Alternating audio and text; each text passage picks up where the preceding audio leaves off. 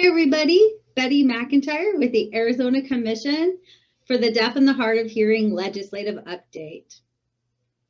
Last week marked the halfway point of this year's legislative session. The state constitution says that the legislative session should end at the 100th day.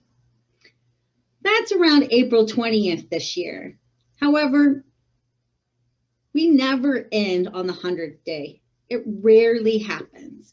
And oftentimes, the members have to vote to extend the legislative session to finish state business and push through the state's budget. There are only 2 weeks left before all bills can be heard in committee.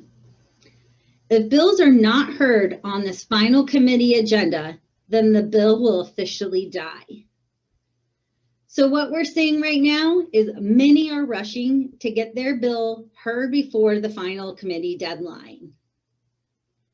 And that's why we're seeing more business move this week than we did last week. This is a good sign of what we can expect in the coming weeks. And it also means we're officially on budget watch. We do know that Senate and House leadership are currently meeting to flush out all the budget line items. I anticipate the budget to drop probably the first or second week of April. Now, what will be included in the final BRB, also known as the BURBs, the Budget Reconciliation Bill, will be very interesting. Did legislative members get their wants? Will leadership decide to move unemployment benefit increases into the budget versus moving along the standalone bills? It'll really be anyone's guess until we see that budget drop.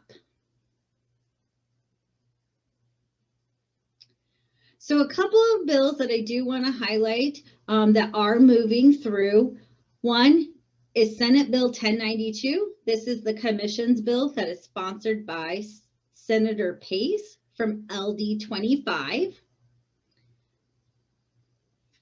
This bill is going to be heard this coming Monday, March 15th at 11 a.m. in the House Health and Human Services Committee hearing. You can watch online at azleg.gov/live proceedings. And then you just want to click on House Health and Human Services video. The hearing will have captioning available for those watching online. Another bill that we're watching go through is House Bill 2863. This is the Arizona State School for the Deaf and Blind, LEA, Local Educational Agency bill. It won't be heard this week in committee, but we have heard it will be on the Senate Education Committee on their final agenda on March 23rd. So we'll continue to meet with members of that committee in the hopes that it will be heard on that committee agenda and get that bill through the legislative process as well. A couple of other bills that I want to bring to your attention are some voter election related bills. Senate Bill 1713 is a bill that came out of the Senate Appropriations Committee hearing in the last hour. This bill is moving through the House as we speak. Senate Bill 1713 will require voters who vote early and vote by mail to submit an additional documentation along with their mail-in ballot. Right now, voters who vote by mail simply have to sign their affidavit envelope, and that signature is verified in the system. 1713 will require, if it's passed, will require you to submit a copy of your identification, so your state issued driver's license or your Arizona state issued identification card. If a person does not have one of those two documents, you will then be required to submit a copy of your voter ID card along with a utility bill or a bank statement or a vehicle registration, for example, a document that has your name and address on it. So we have concerns around that, the unnecessary burdens it places on early voters, plus the additional cost accruing in providing a copy of that. Who has a copier at home to go make those copies?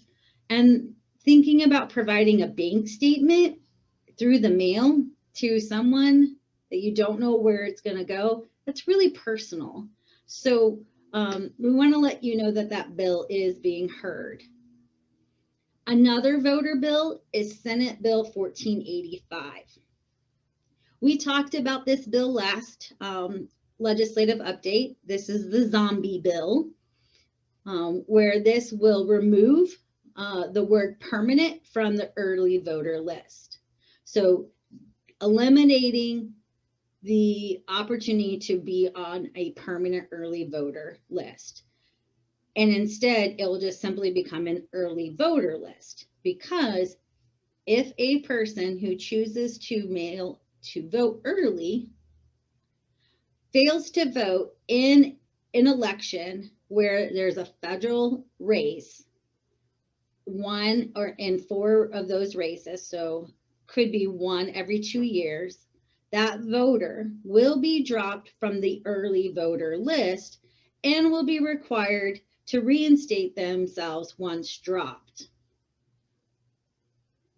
So for more information on how to contact your legislative members about any of the bills that we're talking about today, or any of the bills that we include in our email legislative update, please go to our website, ACDHH.org,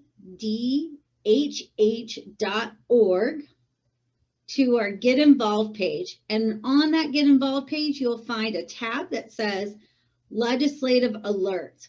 Go ahead and click on that, and you will find a whole toolkit about how you can email your members, how to find your legislative members, and also we have some ASL videos about how to utilize the Request to Speak system, and also how to watch a committee hearing. So as always, if you have any questions about legislation moving through, or if you would like to set up a Request to Speak account, please email us at info@acdhh.az.gov, and we'd be more than happy to help you. Thank you and have a great day.